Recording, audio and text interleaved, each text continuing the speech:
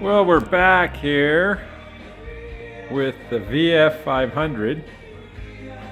A lot has gone on here. Got chain, sprocket, rear tire, exhaust, electrical. Inside here is a shaft that the clutch pushes on. It's a clutch dowel or shaft, and the seal was leaking when I started it, and the mistake I made was prying the thing out. It's made to come out from the inside, but I guess this is a typical problem, and I went online to one of online places, V4 muscle bike, and sure enough, that's a problem that happens all the time. And the way that the manual is going to tell you to do it is split the cases, and they said there's a Dremel method, which means you basically, there's a little lip on the outside of the case that keeps the seal from popping out the outside. They felt, but realistically, the clutch slave cylinder is right there. It's not going to go anywhere.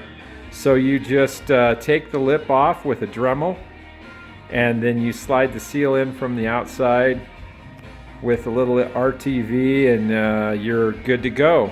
Well, we're going to give it a try. And I put in a new seal on the water pump. Water pump seal was leaking, and I hope that's what it was. If it's the pump, then I've got a couple other donor bikes. So, got the front wheel, front brakes. I'm still just pieced together most of this because I want to get all the lengths right, and I'm probably going to get a couple of brake lines made that are proper length, and maybe even a clutch, hydraulic clutch. And I polished up the front forks and the exhaust, and so it's put together there. I'm getting closer, and I'm going to learn how to do the sight glass replacement on the reservoirs, and they're angled because this was a cruiser, and I've got some Flanders bars on here, and they were they're angled here. This is angled down, so you got to fill it on the kickstand on one side and then lean it over on the other side, fill that one. But I think the sight glass is leaking a little bit on one of these. I can't remember what it is, but anyhow. And I'm going to get a new headlight. That's busted up. Got the gauges good enough for me. They're in there. I had to do some surgery on the switch, but that works well. Some surgery on the electrical here. I put in a new sender unit for temperature, which didn't fix the gauge. And then I put in a new fan switch, and that works well. And I put in a Motion Pro reservoir tank, and I saw that on Rocky Mountain, and it was just perfect size and everything. I've got a new fuel pump coming. This one's just out of an auto parts store, so I've got a little smaller one that's just going to be cool. And what I wanted to show you is this is like zero room. Everything's stuffed in here, and I've got it in there, and all hooked up.